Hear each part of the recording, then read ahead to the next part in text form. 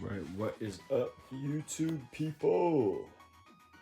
I hope that you have been enjoying the low quality content, but much more content, because you're going to get another one. You're going to get a character guide today. It's probably going to be pretty surface level. I have no script or anything. I was just playing it, thought it was cool. This is one of my favorite characters in the game, Polar Knight. He's, what I think is one of the hardest characters. He's easy to pick up, hard to master kind of stuff. So in my rule set, we only play on 5 stages: Event Horizon. These are the 3 neutral stages: Event Horizon, Proving Grounds, and Mirror Chamber. And then the 2 counter picks are Morning Star and Triad. For the thing, I'm just gonna go here. So basically, Polar Knight is a big body with the highest jump, pretty bad air physics, but probably the best normal in the game. It's a reflector, it's quick, the hitbox is huge, it goes almost above his head. The only bad thing is on a full hop instant attack like that. Okay, on most of the cast that does not hit, but Mona is pretty tall, so even yeah. Anyways, yeah. Wait. Let me show you guys real quick that does not hit on most of the cast. Let me just go to a short character. Yeah, there you go. So you can see, can't do that all the time. Not even a short hop one. So on these guys, this is actually a harder matchup. Anyways, he has a cool charge attack, the hardest charge attack. Because the thing with charge attacks in this game is when you are holding it, when you're charging it, you can't use your normal attack. So you can see here, I have like my charge, or like I have 2 attack binds. I have one bound to the shoulder and then one bound to B, and you can see like that's working. That's an attack. Yeah. Anyways, you can't attack and it's happening. So that's pretty bad for Polar Knight, because that's like your best freaking tool, dude. Like you want to be using this all the time. You want to have this at any possibility, but you can't do that because the utility that this dash gives you is insane. It gives you better air physics if you jump off the ground from it, especially just on a short hop is great. You can cancel it. It's like just a burst of speed in any direction. You can do like almost anything with it. You can double jump off of it. Yeah. You can double jump off of it. Like the world is your freaking oyster, dude. And we get to the third part of Polar Knight's kit, which is not the best. It's a snowball. The thing that makes a snowball so bad is that it can be reflected a lot of the time. So when I play against CPUs, I spam it, but against real people, not as much, because it's pretty hard to spam against real people. And this thing is pretty good about it. You can also push it forward with the dash like that a little faster, and you can do some setups for that or whatever. And when you do it in the air, like when you kick it, this also has a hitbox, but yeah, whatever. That's not gonna hit on Tinker Knight, but this also has a hitbox. It's just delayed compared to the special, and a big thing about it is it just cancels all the momentum from a dash. Like you can see, doing a normal attack out of that doesn't, but when you do that, it just halts it. So that can be good in some situations, just depending on how you're playing, how tricky you want to be, stuff like that. And this is actually a great way. He actually has a good way to not do that, to undo your charge there. I don't know the timing to get to not instantly dash, but I don't know the optimal timing after a snowball to dash. So it's probably pretty important once I get better at it. But yeah, anyways, so you have all of that stuff, but let's get to like the real important thing with him. Like, what is your game plan? What are you trying to do with Polar Knight? You're trying to get in. Oh wait, one more thing is a shovel drop. It's fine. It's not very good. Easy to be parried. It won't edge cancel. Or yeah, wait, let me show you. Okay, whatever. I can't even edge cancel on command normally, even though I have way too many hours in this game by myself playing against CPUs. Anyways, yeah, not a very good move. Still pretty good because it will cancel your momentum and also will bring you up.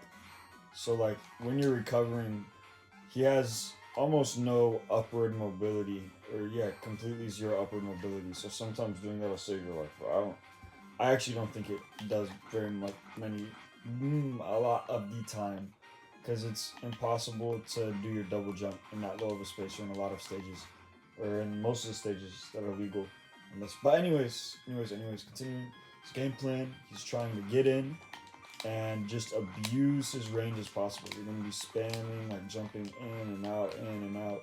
You're going to be using your dash in.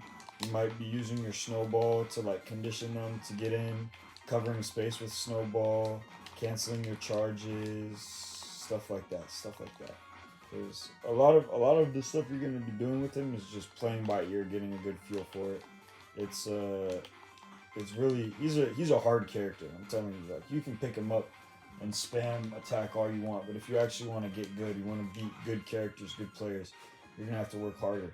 And his biggest weaknesses are that his parry is not the best. I wish I could show you guys, but he's the only character in the cast that has like an unparryable. Like Treasure Knight can do an unparryable on him. An unparryable is basically like even if you parry this setup or attack, more attack in his situation, but almost always it's a setup. Even if you parry the setup, you're still gonna get hit, because like the instant after you parry, you get hit. So, you guys will probably see that later. But if you space Treasure Knight's normal and he has the bubble in his cannon, then it will just hit Polar Knight, because he has such a big body, and his parry is the same size as everybody else's.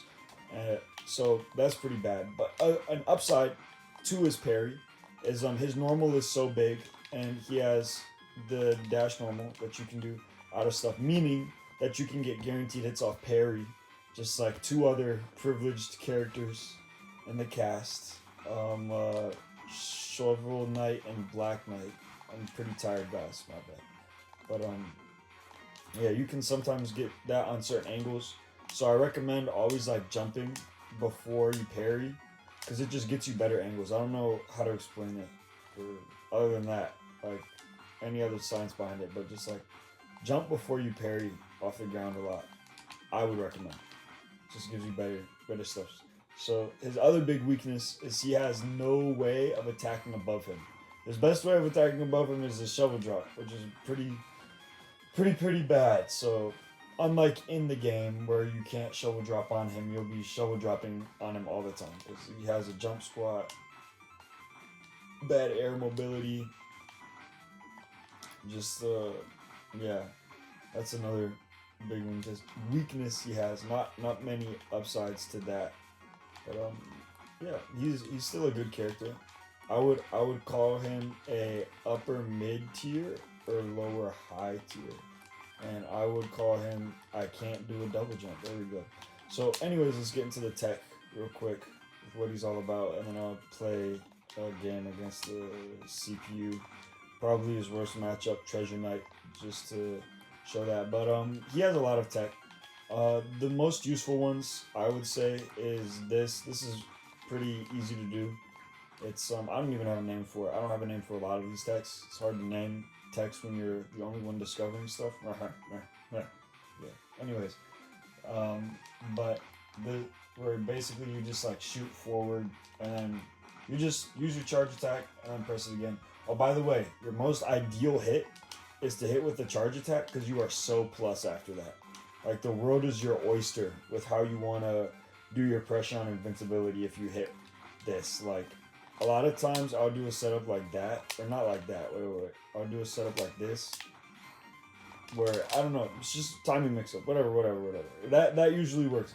Either that, or I'll just do a full hop straight down, because for some reason that just feels so natural from hitting your charge dash thing. But anyways, he has that. It's just solid to do. You can just do whatever with it. Your movement is just crazy with this character, and played well. And you can also do the tech of like this. No name for it. It's nice to turn that around, because you can bait parries with it. Or maybe not, bro. I don't freaking know. Whatever. I almost never use that. Let's keep it a buck. A tech that I do try to use though and implement is this like little short hop, almost a RAR or reverse aerial rushdown thing, where you basically I don't know. You don't have to do it that way. It just feels best that way for me. I think you don't have to do it that way. But, or like facing away. Because when, hot tip, when you use his thing, like you have like a little window of you can face any direction. It makes it feel really weird. But, whatever. Basically what you do is you like face whatever way, and then you release the thing. Wait, I'll show controller of me doing it. So basically you like hold your charge thing, and then you release, and then short hop right after, and then it will give you pretty good position. Not position. Oh shit, bro. Frick. I'm gonna blur that out maybe, but it just gives you a way to get in better, because it gives you Jesus, this is awesome commentary. My bad, guys. It just gives you a better way to attack in, better angles of attack when you use this, because I don't know, it's better than holding dash in, because when you do this, you can't parry. So my parry bind is on my left trigger, or R2 for any PlayStation players out there. But when you're doing that, you can't parry unless you do like this really specific thing. Oh, I hit it there first try, where you like turn around in it, and then it will slide you forward, which is actually a useful tech. Okay, I should have said that, but I never use this, but this can actually be a useful tech, because almost any time a person will hit you and you parry, or like anytime you parry someone and they're basically inside you when you parry them, that's almost always a guaranteed hit. So thinking about that, like having something like that on a character who really freaking wants to be close to your opponent when you do that is huge. I think Baz might have this. I've seen that. I've done it on accident with Liquid Samurai, but very few characters can slide when they parry. And how you do that is I explained it before, but you use your charge attack and then you pivot. So you're charging one way and then you pivot, and then right when you pivot, you press parry like that, and then it'll slide you in. It's very solid. Like boom. So you can do that. This can actually be an approach at a good level, high level, can be an approach. You can do it against a character like Tinker Knight. Like if the Tinker Knight is just holding on the ground and throws out his wrench, boom, you rush in, go like this, then you parry him, force him back, put him in a bad position, because Tinker Knight doesn't like being out of parry states. Usually. Especially against this character. Usually he doesn't like being out of parry states. So that's one more thing. And probably the flashiest tech that he has, the most exciting one, where it's also one of the hardest, bro. Every time it's hard to do this on command. There we go, I did it there. But the timing for it is just very awkward. It's his double jump. And sadly, you have to double jump from his charge, or maybe not sadly, but his double jump is actually hard to use. I don't know when to use it in game, because it low-key has a setup time. Like the fact that it has this much setup time, where you have to get your charge and you have to jump and then do your pivot thing perfect, and then jump again, because it's like, bro, frick. 1 second. This will be uncut. No editing. I don't believe in editing. There we go. But you have to do all of that setup time, and then you go that far. Like you don't go any distance. Maybe you can use that to take out a Raze or someone like trying to stall or something. Dark Raze, Enchantress, Tinker Knight, like characters that can get into the ceiling, but you're not gonna. So that's freaking hard to do. I need to practice it more, but maybe once it becomes natural, I'll be able to find more implications or implementations for it. There you go, that's the right word. But yeah, I think I gave you most of the information about Polar Knight. If you have any freaking questions, ask it in the comment section below. I'll be glad to answer it. And I'm sorry if you guys find my voice annoying. I know in the past I posted with just text, but I usually hate. Um, hate is a strong word. I usually dislike uh, things like that. Or not guides like that. There we go. There you go. Because I did the guide on Dark Rays and I was super obscure and stuff. Wait, I don't want to do that. Yeah, level 9 CPU difficulty, of course. It always has to be. And you put it on your own colors, everything. By the way, these red colors are mine for Polar Knight. No one can use it unless I see them be equal or surpass me in skill level. I'm gonna play on 3 maps, just the ones that are the neutrals in his rule set, and then I'll tell you. Okay, I'll give you the maps that he's good on and not good on. He's not very good on this map in a lot of matchups. In Morningstar, not many characters are good on this map. This map is super polarizing. He's pretty good on Triad Hail, not the best, not the worst, because Triad Hail has a lot of verticality, but he can work well in it. You can double jump to the top platform, but like I said before, it takes time to do that. Celestial Plane, he doesn't mind it. This one comes down to character matchup a lot of the time. Against like a Raze, he'll hate it. Usually, so of course no character really likes this map against Raze, except for a few. This is by far his best map.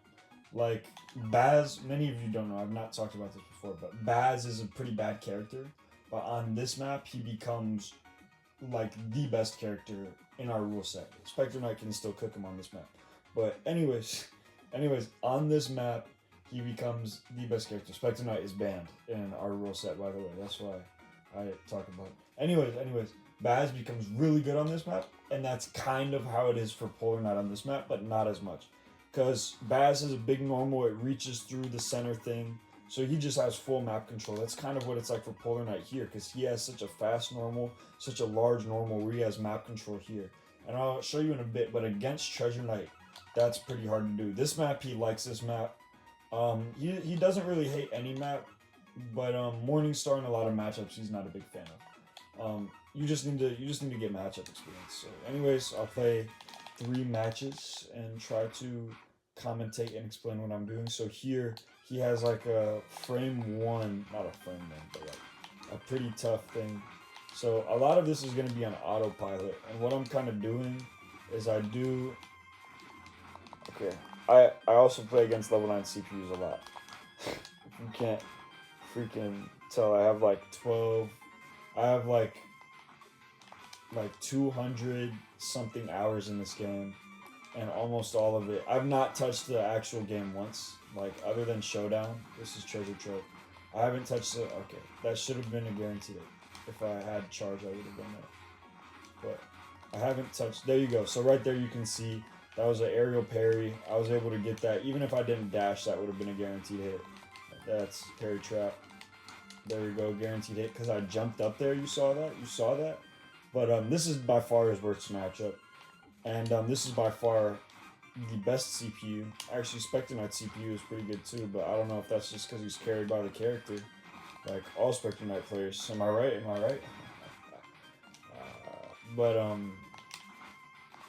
Yeah, so in this matchup, I can do a jump instant attack and it'll still hit him.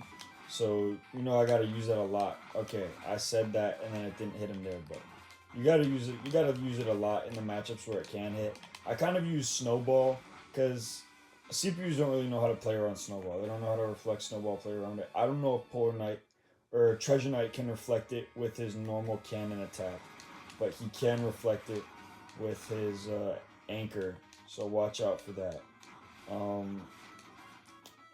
But a lot of the stuff that I was doing there, I used Snowball like to cover my dash in with my charge attack. I'll do as much back last.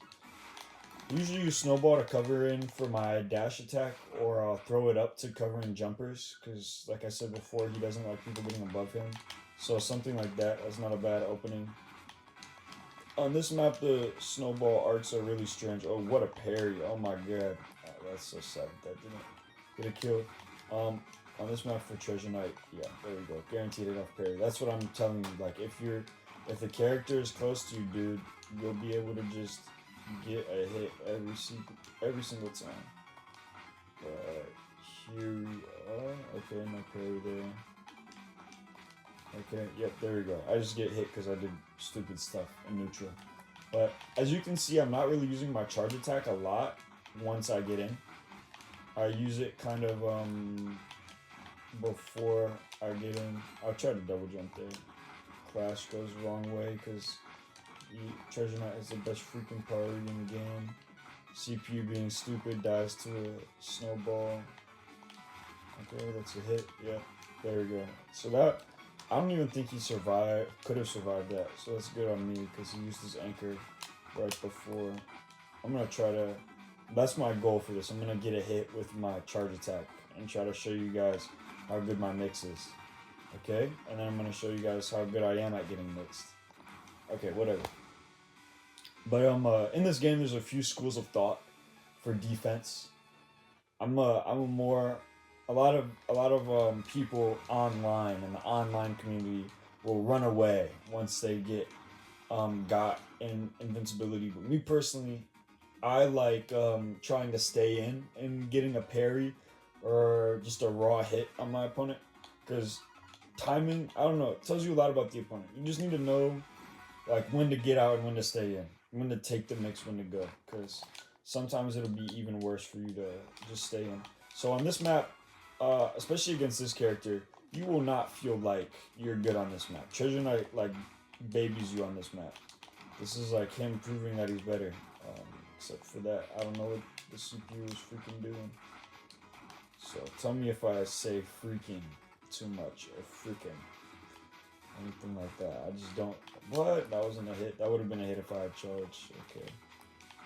In this game, or at least in my rule set, positional gameplay, like where to position yourself on maps, is really important.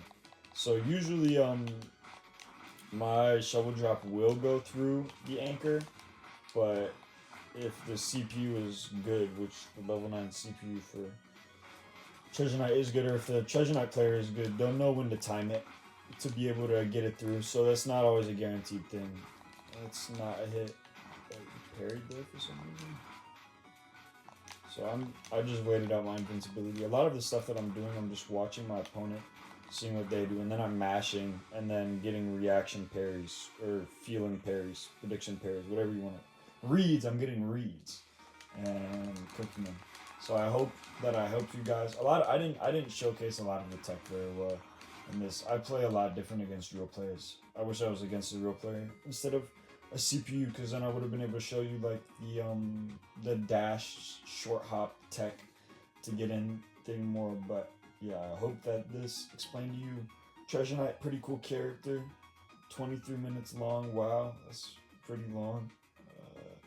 Hope you guys have a good night, great rest of your day, and I will see you later. Hoo-ha.